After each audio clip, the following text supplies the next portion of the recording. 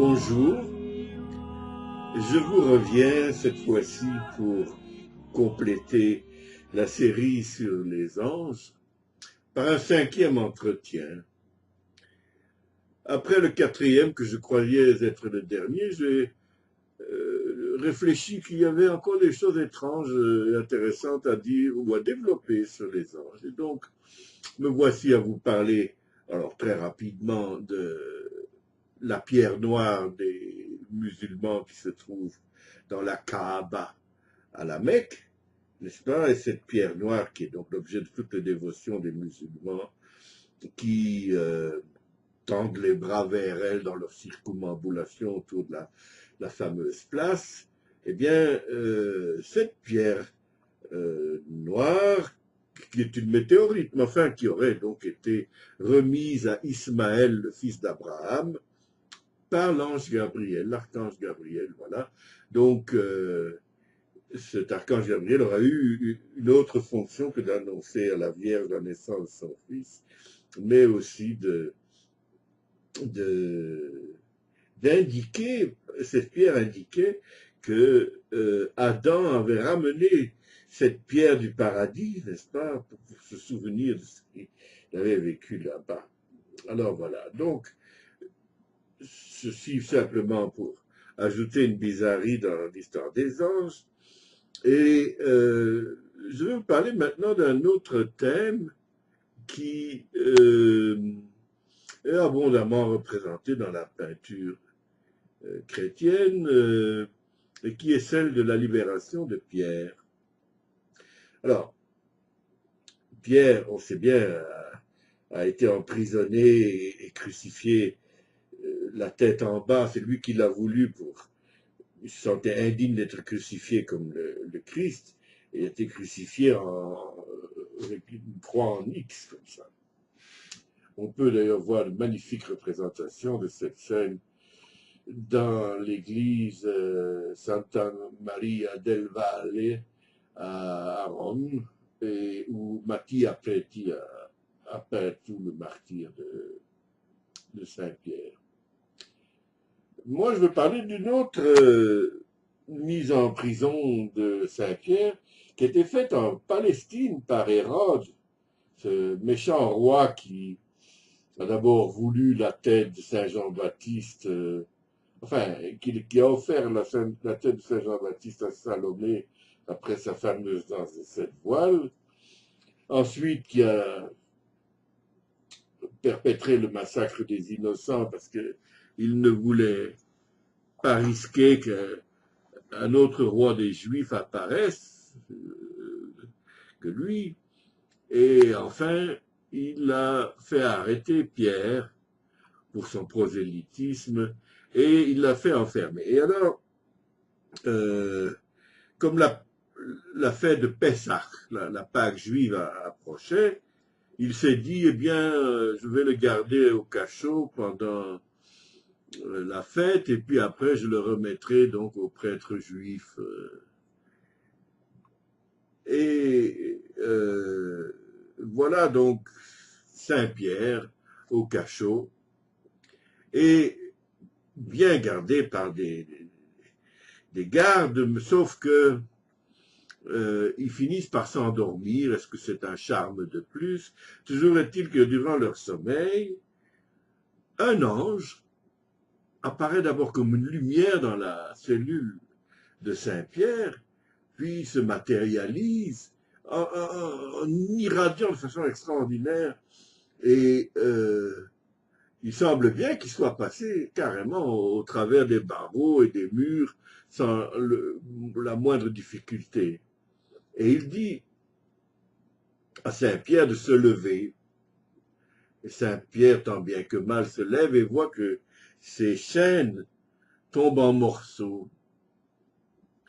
Et puis il le prend par la main et lui fait traverser les murs et les barreaux tout aussi bien, et ils s'en vont. C'est aussi simple que ça. Et il existe à Rome une église qui s'appelle l'église Saint-Pierre aux Liens, où cette scène est évoquée. On y voit une statue de l'ange et de Saint-Pierre, main dans la main, qui s'en vont. Et on conserve aussi la fameuse chaîne, soi-disant. Mais c'est une église qui a pour d'autres intérêts, puisqu'à l'entrée, il y a le fameux Moïse de Michel-Ange, et donc c'est une église qu'il faut aller voir à tout prix. Donc, les peintres ne sont pas privés de représenter du XIVe au XVIIe siècle la libération de Pierre, et je dois, depuis quelques moments déjà, être auréolé d'images qui viennent ainsi appuyer mon discours. Donc, voilà pour la délivrance de Saint-Pierre. L'histoire n'est donc pas très longue.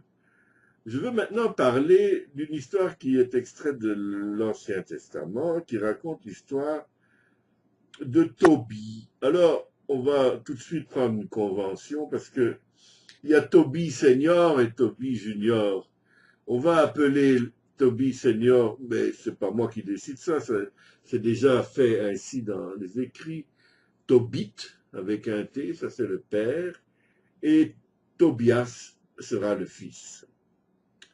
Alors, Tobit est un bon juif, pieux, et il est emmené en captivité en Assyrie, avec tous les membres de sa tribu, qui était la tribu de Nephtali.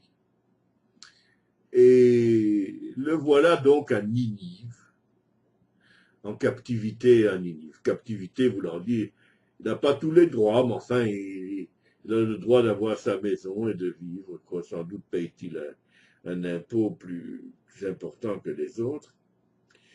Et un droit qu'il n'a pas, parce que les Assyriens trouvent amusant de tuer des Juifs. Et il n'a pas le droit de les enterrer. Alors, Tobit, dans sa grande piété, estime qu'il faut donner une sépulture correcte à ses frères de religion, et donc, chaque fois qu'il rencontre le cadavre d'un Juif qui a été maltraité par les milices assyriennes, il le met de côté, et puis la nuit venue, il va les rechercher et leur donne une sépulture décente. Et donc, il fait ça pendant assez longtemps. Mais un accident lui arrive au cours d'une sortie. Un oiseau lâche sa fiente sur les yeux de Tobit et il devient aussitôt aveugle. Il ne pourra donc plus, ou en tout cas plus aussi facilement, remplir son devoir auprès de ses frères juifs morts. Et il compte un peu sur son fils Tobias pour cela. Mais tout ça coûte de l'argent et Tobit demande alors à Tobias, qui n'est qu'un adolescent, il lui demande d'aller en Médie, qui est une province de la Syrie, récupérer auprès d'un certain Gabélus une somme d'argent qu'il doit à son père, donc à Tobit.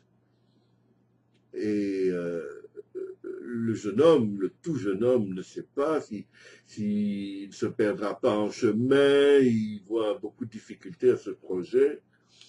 Et d'ailleurs, toute la famille trouve cela un peu hasardeux, alors qu'apparaît à la porte de la maison un étranger, fort bien vêtu, qui dit « Mais ne venez-vous pas de parler de Médie et d'un certain Gabélus ?» Oui, dit Tobit. « Eh bien, figurez-vous que je me rends justement par là et je pourrais tenir compagnie à votre fils. » Et Tobit juge tout de suite que c'est un homme de bien. Il a raison parce qu'en fait, c'est l'archange Raphaël qui apparaît sous le dehors d'un simple voyageur. Et donc, l'archange Raphaël propose d'aller lui-même à Médie demander l'argent à Gabélus et de lui rapporter la somme. Alors, en confiance, Tobit dit, ce serait très gentil, nous vous serions obligés, c'est vraiment le ciel qui vous envoie. Et donc, l'archange Raphaël, parce qu'on n'a jamais parlé de l'archange Raphaël, c'est la première fois. L'archange Raphaël part donc main dans la main avec le petit Tobias. Et en chemin, ils ont faim et Raphaël dit à Tobias, écoute, il y a une mare là, il y a des poissons, essaie d'en attraper un. Alors, Tobias se rend, mais il y a un poisson qui effectivement sort brutalement de l'eau et se jette sur lui et manque de lui arracher le pied. Alors, Tobias est effrayé, il dit à Raphaël, mais comment faire?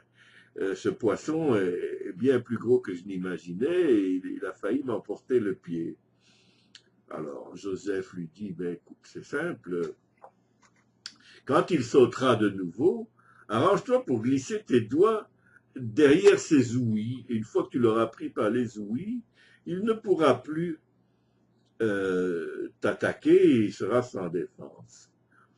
Alors, Tobias obéit à son compagnon et le poisson saute à nouveau, il glisse sa main dans les ouïes et le tient par là. Et effectivement, le poisson est donc capturé et il va faire les frais du repas de Raphaël et de Tobias. Mais Tobias lui dit, écoute, nous allons manger la chair de ce poisson, mais il faudra réserver le fiel, le foie et le cœur.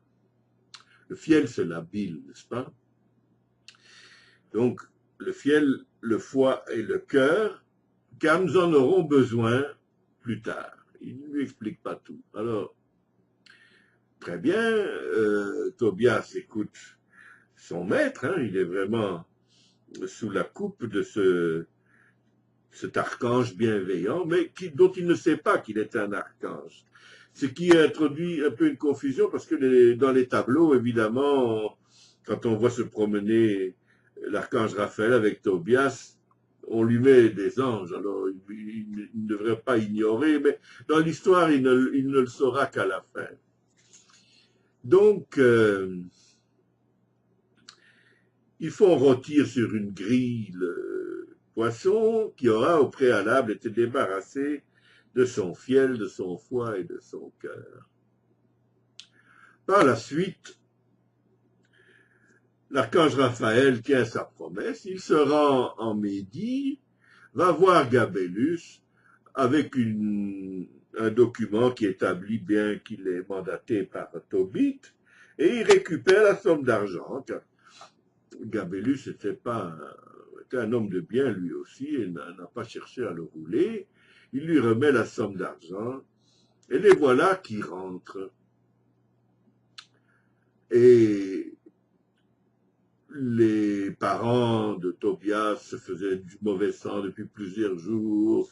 Et là, le vieux père aveugle demandait à sa femme, est-ce que tu vois venir quelqu'un sur la route? Non. Enfin, finalement, les voilà. Et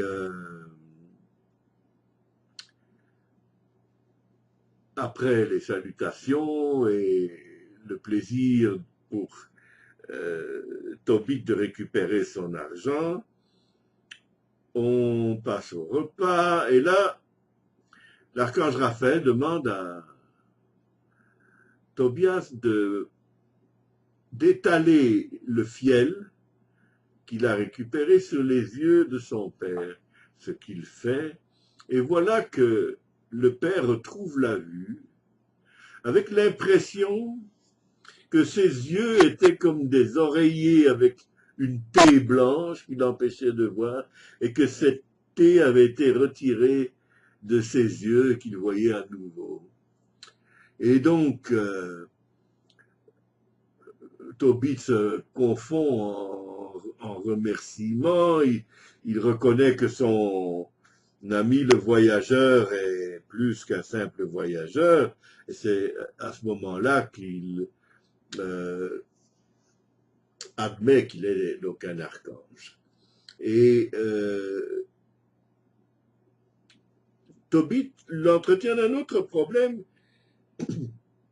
Un voisin de la plus grande piété a une fille à marier, mais elle est, comment dire, investie par le démon Asmodée, de sorte que quiconque cherche à la marier demande sa main, aussitôt qu'il tend la main vers elle pour la toucher, tombe mort. Ainsi sont morts 7 prétendants déjà, et la famille se désole parce que la belle Sarah n'y peut rien, évidemment, et Raphaël alors prend les choses en main et demande que Tobias grille le cœur et le foie, et que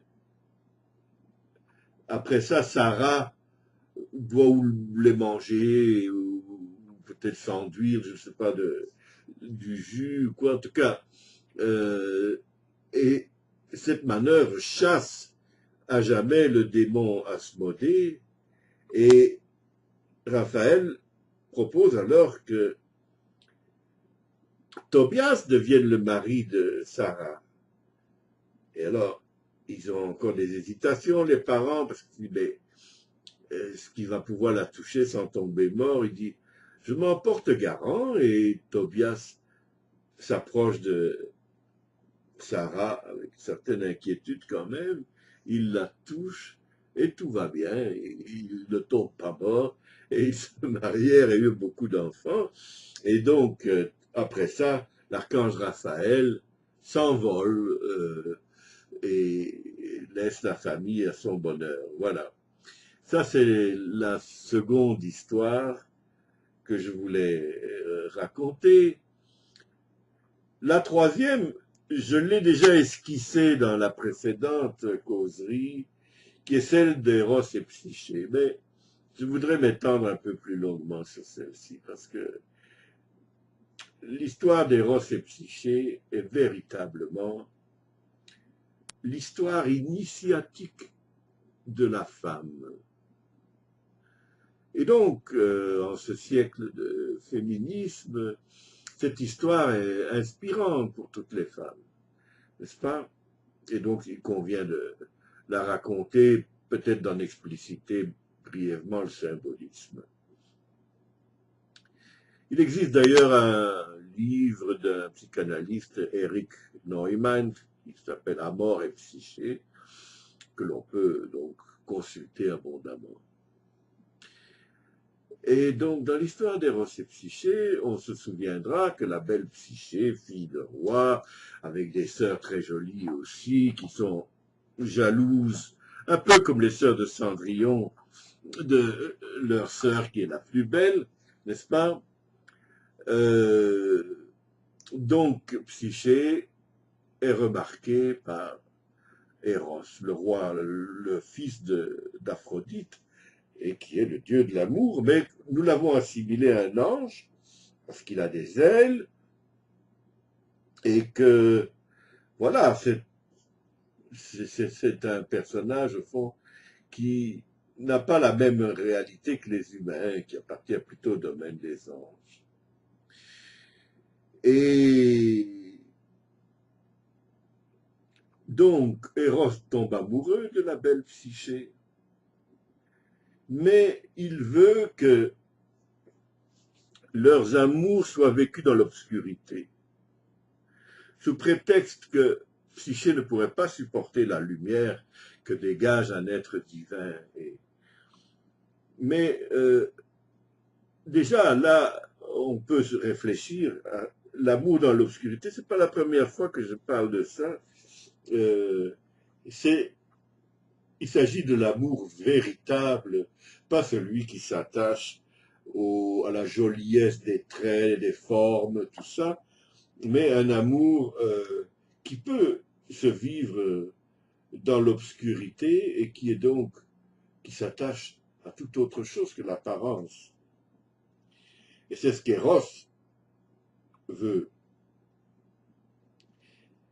Et malheureusement, Psyché est curieuse. comme toutes les femmes, et elle met au point une stratégie, comme toutes les femmes, pour transgresser l'ordre de son mari.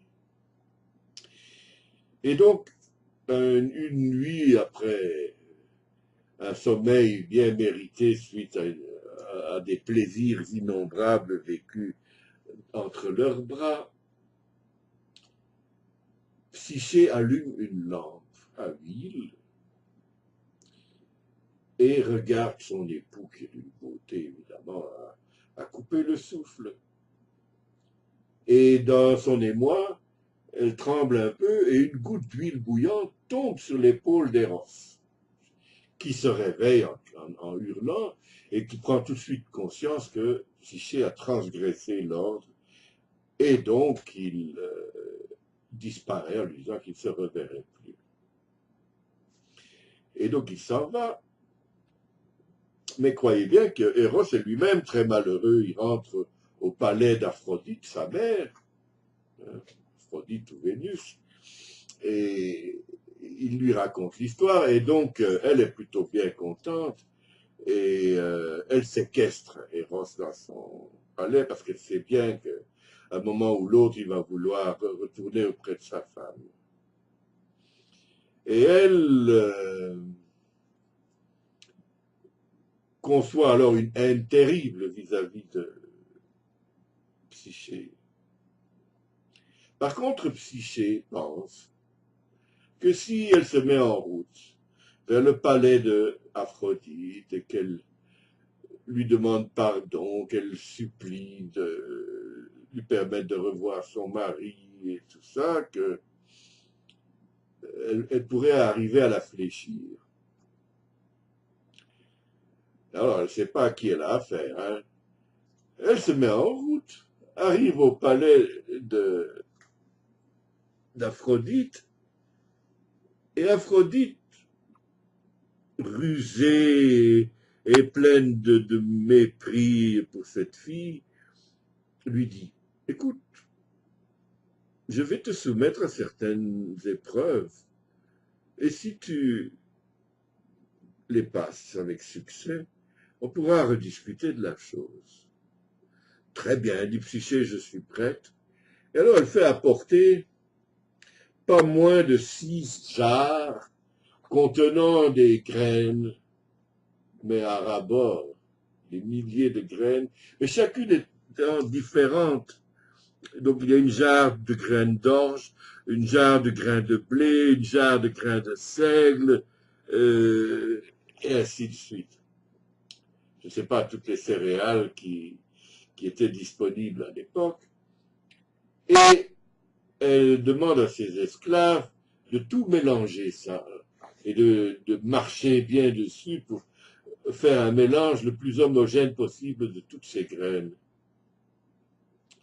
Et elle lui dit, tu as jusqu'à ce soir pour reséparer toutes les graines et les remettre dans leurs jarres respectives.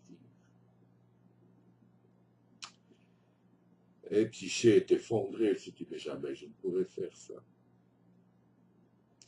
Et elle va avoir pour la première fois de l'aide, sous la forme d'une petite fourmi qui dit, toi tu ne peux pas faire ce travail, mais nous les fourmis, nous pouvons le faire. Nous sommes très nombreuses et on peut assigner à certaines fourmis de s'occuper uniquement de telles graines et ainsi de suite. Et on va t'aider. Et les fourmis se mettent au travail et les graines sont, en moins de temps qu'il ne faut pour le dire, sont réinstallées dans leurs amphores respectives. Et quand Aphrodite passe, elle est évidemment en colère, déçue, jalouse, que Psyché ait pu réussir ce prodige. Elle lui donne donc une deuxième épreuve. Cette fois, dit-elle, je veux que tu me ramènes de l'autre côté du Styx. Le Styx, c'est donc le fleuve qui sépare le monde des vivants du monde des morts. Et là vivent des moutons qui ont une toison en or j'aimerais que tu me rapportes quelques flocons d'or de ces moutons. Mais elle ne lui en dit pas plus. Alors, Psyché se met en route, et arrivé au bord de l'eau, un roseau lui parle et lui dit, écoute, l'épreuve est bien plus difficile que tu n'imagines, car d'abord, ces moutons ne sont pas comme des moutons ordinaires aux heures des repas. Ils deviennent d'une férocité terrible et pourraient te manger. Donc, il faut savoir à quelle heure aller auprès de ces moutons. Je vais te dire à quelle heure. Il faut y aller vers, correspond à 2-3 heures de l'après-midi, après leur repas. Ensuite, tu ne peux pas traverser la rivière ici, tu serais emporté. Il faut que tu ailles traverser à tel et tel endroit où il y a un gué où tu peux passer sans difficulté. Alors, Psyché le remercie, se retient toutes ses consignes et revient victorieusement avec des flocons d'or de ses boutons. Elle n'a eu qu'à secouer un arbre pour en faire tomber un grand nombre qui était accroché. Et donc, elle n'a même pas dû approcher les moutons, donc il n'y a pas eu de risque du tout. De sorte que elle ramène ses flocons à Aphrodite, qui enrage une nouvelle fois, et lui dit, oui, c'est bien ce que je voulais, mais ce n'est pas suffisant. Maintenant, prends ces petits flacons, et je veux que tu ailles à la source du Styx, qui est en haut dans les montagnes, et que tu me rapportes de l'eau glaciale qui sort de la source. J'en ai besoin pour mes soins de beauté. Alors, Psyché se met en route encore une fois, et cette fois, c'est un aigle qui vient lui porter conseil. Il lui dit, écoute, il n'y a aucune possibilité pour toi d'aller là. Tu te romprais le cou en tombant du premier rocher escarpé venu, ce n'est pas possible. Mais moi, je peux y aller. Donne-moi ton petit flacon et j'irai le remplir pour toi à la source du Styx. Alors, Psyché remercie bien l'aigle qui lui accomplit sa tâche. Il va chercher effectivement de l'eau et lui ramène le petit flacon. Donc, Psyché est de nouveau en position de gagner, mais Aphrodite n'entend pas encore céder. Elle va lui proposer une quatrième épreuve, la plus terrible. Elle lui dit qu'elle veut qu'elle aille aux enfers, aller parler à la déesse Perséphone et lui demander une petite partie de sa beauté qu'elle mettrait dans une petite boîte. Parce qu'elle a une sortie prévue et qu'elle voudrait être la plus belle et que un peu de la beauté de Perséphone lui ferait grand bien. Alors, Psyché sort du palais, et cette fois c'est une tour qui lui parle, et qui lui dit, mais tu n'es pas en état d'aller aux enfers comme ça.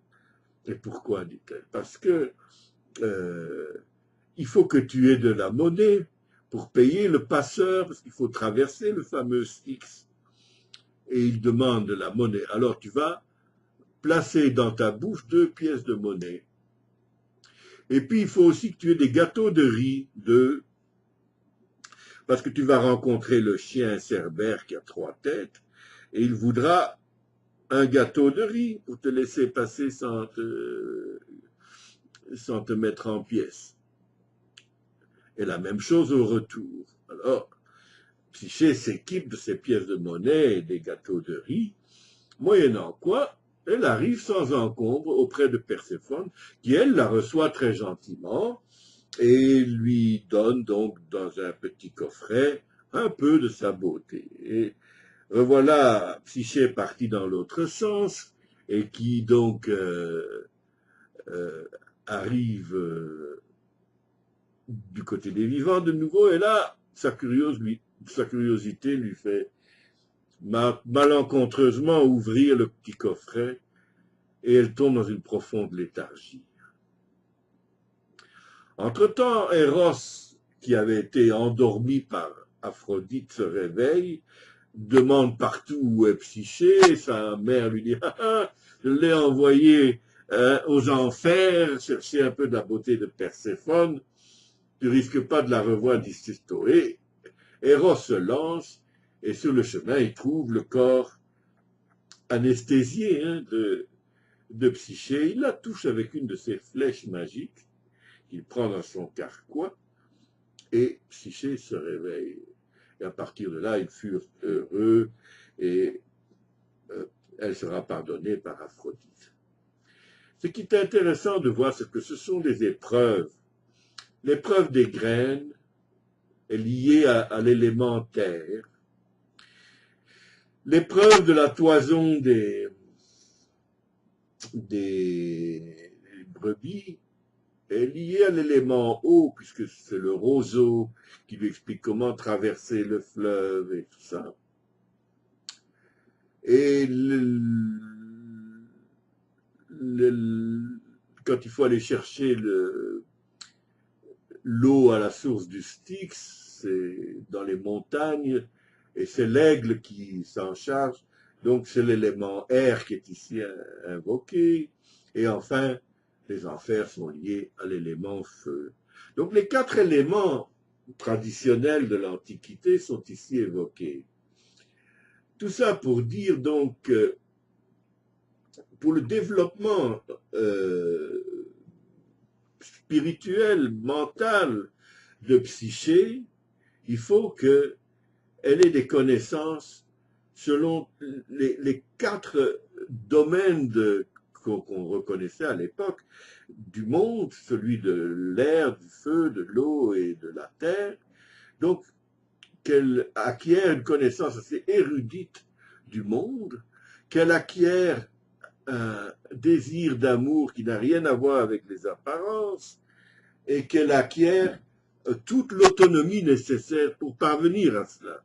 Donc c'est bel et bien une histoire de développement féminin qui me plaît beaucoup à cause de cela. Eh bien voilà, je pense que cette fois nous avons conclu l'histoire et les variétés de fonctions des anges, à ma satisfaction, j'espère à la vôtre. Et d'ici notre prochaine rencontre, je vous souhaite d'être en pleine forme et à l'abri des malheurs les plus petits et des plus gros aussi.